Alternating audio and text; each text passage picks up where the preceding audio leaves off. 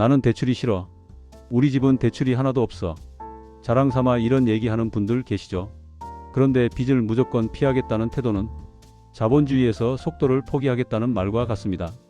축구 경기를 뛰는데 경기룰을 모르고 무작정 열심히 뛰는 것과 비슷합니다. 왜 이렇게 말씀드리는지 끝까지 귀 기울여 들어보세요. 사연은 다르지만 우리는 모두 빚을 지고 살아갑니다. 당신의 빚, 그리고 제 빚, 이 빚들이 모여서 현재 기준 우리 사회의 빚은 수천조 원을 넘어섰습니다. 한 가구당 평균 수천만 원. 수입이 아니라 빚이 그렇다는 이야기입니다. 그리고 더 중요한 사실 하나. 이 빚은 지난 10년 동안 2배 이상 늘었습니다. 여기서 이런 질문이 나옵니다. 우리는 왜 이렇게 아무리 갚아도 빚에서 벗어나지 못하는 걸까요? 오늘은 이 질문에 대해 누구를 탓하지 않고 자본주의 구조 안에서 차분하게 이야기해 보겠습니다. 먼저 이 말부터 정리하고 가야 합니다. 빚은 나쁜 게 아닙니다. 그렇다고 무조건 써야 할 것도 아닙니다. 문제는 빚이 아니라 빚을 쓰는 방식입니다. 같은 빚인데 누군가에게는 사다리가 되고 누군가에게는 수렁이 됩니다. 그 차이는 소득도 아니고 운도 아닙니다. 이해하고 쓰느냐, 모르고 쓰느냐, 이 차이입니다.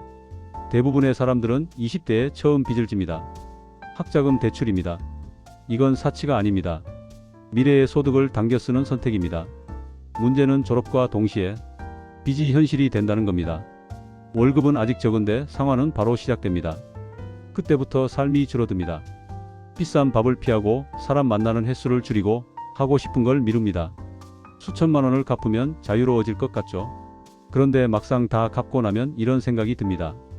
아, 나는 다시 제로에서 시작이구나. 빚은 사라졌지만 자산은 남지 않았기 때문입니다. 여기서 아주 중요한 질문 하나가 나옵니다. 빚을 갚는 동안 나는 무엇을 남겼는가?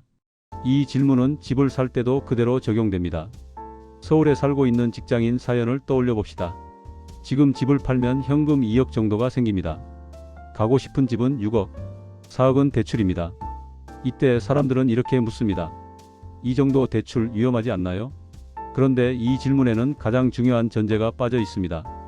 대출이 위험한 게 아니라 대출로 무엇을 사느냐가 위험을 결정합니다. 많은 분들이 돈을 다 모아야 집을 산다고 생각합니다. 하지만 현실은 다릅니다. 대부분은 집을 먼저 사고 그 다음에 갚아 나갑니다. 그리고 이 과정에서 자주 놓치는 관점이 하나 있습니다. 대출 원금을 갚는 것도 자산을 쌓는 행위라는 점입니다. 원리금 상환에서 이자는 비용이지만 원금은 내 지분입니다. 월 200을 저축하라고 하면 부담스럽지만 월 200을 원금으로 상환한다고 생각하면 이건 속도가 다른 자산 축적입니다. 문제는 딱 하나입니다. 그 집이 시간이 지나도 사람들이 계속 선택할 집이냐는 거죠. 여기서 좋은 빚과 나쁜 빚이 갈립니다. 대출을 받아 오르지 않는 자산을 사면 그건 나쁜 빚입니다. 대출을 받아 수요가 붙고 가치가 쌓일 자산을 사면 그건 자본주의가 허용한 빚입니다. 그래서 대출이 무서운 게 아니라 대출을 얹을 자산을 잘못 고르는 게 무서운 겁니다. 그리고 여기서 하나 더 반드시 짚고 가야 할 이야기가 있습니다. 바로 인플레이션입니다. 인플레이션이란 시간이 지날수록 돈의 가치가 떨어지는 현상입니다. 같은 만 원으로 살 수 있는 것이 점점 줄어드는 거죠. 그런데 이 이야기를 빚에 대입하면 관점이 완전히 달라집니다.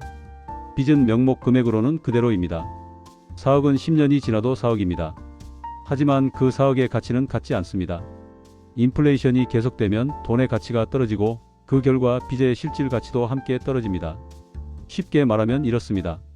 지금 버는 월급으로 느끼는 대출 상환 부담과 10년 뒤 월급이 오르고 물가가 오른 상태에서 느끼는 같은 대출 상환 부담은 완전히 다릅니다. 시간이 지날수록 같은 금액의 빚은 점점 가벼워집니다. 그래서 감당 가능한 대출은 시간이 내 편이 됩니다. 물가는 오르고 소득은 따라 올라가고 빚의 실질 부담은 서서히 줄어듭니다. 이 구조를 이해하지 못하면 사람들은 이렇게 말합니다. 빚은 빨리 갚을수록 좋다. 하지만 자본주의에서는 항상 정답이 아닙니다. 물론 아무 대출이나 안고 버티라는 이야기가 아닙니다. 이 효과가 작동하려면 전제가 있습니다. 내 소득이 완전히 고정돼 있지 않을 것, 그리고 내가 산 자산이 물가 상승을 어느 정도 따라갈 것. 이 조건이 맞지 않으면 인플레이션은 오히려 독이 됩니다. 그런데 여기서 아주 중요한 이야기를 하나 해야 합니다. 이 말을 듣고 이렇게 오해하시는 분들이 있습니다. 그럼 빚내서 투자하면 되는 거 아니냐? 여기서부터 완전히 다른 이야기가 됩니다. 빚을 내서 주식 투자, 코인 투자를 하는 건 위험의 성격이 전혀 다릅니다. 집은 내가 살면서 쓰는 자산입니다. 가격이 흔들려도 강제로 팔리지 않습니다. 시간이 지나도 사람이 필요로 하는 자산입니다. 반면 주식과 코인은 다릅니다. 변동성이 크고 단기간의 가치가 크게 흔들릴 수 있습니다. 무엇보다 결정적인 차이 하나, 빚에는 상환 기한이 있지만 시장은 기다려주지 않습니다. 많은 분들이 이렇게 말합니다. 장기 투자면 괜찮지 않느냐? 그런데 빚에는 장기가 없습니다. 이자는 매달 나가고 원금 상환은 정해진 날짜에 돌아옵니다.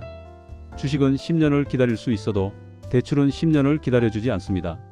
이게 가장 큰 차이입니다. 그래서 빚과 변동성 자산은 절대 섞으면 안 됩니다. 정리하면 이렇습니다. 빚은 시간을 버는 도구여야 합니다. 그런데 주식과 코인은 시간을 보장해 주지 않습니다. 내가 틀렸을 때 버틸 수 없다면 그건 투자가 아니라 도박이 됩니다. 그래서 빚을 써도 되는 자산에는 공통점이 있습니다. 첫째, 가격이 흔들려도 삶이 무너지지 않을 것. 둘째, 강제로 팔리지 않을 것. 셋째, 시간이 지날수록 수요가 유지되거나 늘어날 가능성이 있을 것. 이 기준에 주식과 코인은 대부분 해당되지 않습니다. 이제 시선을 조금 넓혀봅시다. 왜 우리는 이렇게 빚을 질 수밖에 없는 구조에 살고 있을까요? 돈은 어디서 나올까요? 많은 분들이 나라에서 찍는다고 생각합니다. 물론 맞습니다. 하지만 실제로 시장에 도는 돈의 대부분은 은행 대출에서 만들어집니다. 대출이 실행되는 순간 통장 속 숫자가 늘어나고 그만큼 세상에 돈이 늘어납니다. 그리고 이 돈에는 항상 이자가 붙습니다. 이 말은 무엇을 의미할까요? 돈은 가만히 있으면 부족해지는 구조라는 뜻입니다. 그래서 누군가는 계속 빚을 내야 하고 시스템은 계속 돈을 만들어야 합니다. 이게 자본주의의 기본 구조입니다. 그래서 빚은 개인의 문제이기 이전에 시스템의 일부입니다. 국가도 빚을 졌습니다. 전쟁을 위해, 산업화를 위해, 경제 성장을 위해 국가 역시 빚을 활용했습니다. 우리나라 역시 외국 자본을 빌려 공장을 짓고 산업을 키우고 갚아가며 성장했습니다. 빚을 잘 썼기 때문에 성장이 가능했던 겁니다. 역사를 보면 빚을 가장 잘 활용한 사람들도 있습니다. 개성상인입니다. 그들은 빚을 두려워하지 않았습니다. 대신 이자율을 계산했고 돈의 흐름을 기록했고 남으면 빌려주고 부족하면 빌렸습니다. 빚을 감정이 아니라 관리의 대상으로 봤던 겁니다. 그래서 살아남았습니다. 다시 개인의 이야기로 돌아옵시다. 집을 사기 위해 빚을 냈고 생산 수단을 만들기 위해 빚을 냈고 사업을 확장하기 위해 빚을 냈습니다. 그 빚은 소득을 만들었고 자산이 되었고 시간을 앞당겼습니다. 이런 빚은 소비가 아니라 투자입니다. 그래서 오늘 영상의 결론은 이것입니다. 빚은 나쁜 게 아닙니다. 하지만 빚을 쓰는 자리는 극도로 제한돼야 합니다. 집을 사기 위한 빚과 주식을 사기 위한 빚은 완전히 다른 이야기입니다. 이걸 구분하지 못하면 빚은 도구가 아니라 폭탄이 됩니다. 마지막으로 질문 하나 드리겠습니다. 여러분이 두려운 건 빚 자체입니까? 아니면 빚을 이해하지 못한 채 떠안게 되는 상황입니까? 대부분은 후자일 겁니다. 그 불안을 없애는 방법은 빚을 피하는 게 아니라 빚을 관리 가능한 영역으로 끌어오는 것입니다. 빚을 두려움이 아니라 도구로 보는 순간 여러분의 선택지는 완전히 달라집니다. 이 영상이 그 기준선을 분명하게 그어주는 출발점이 되었으면 합니다.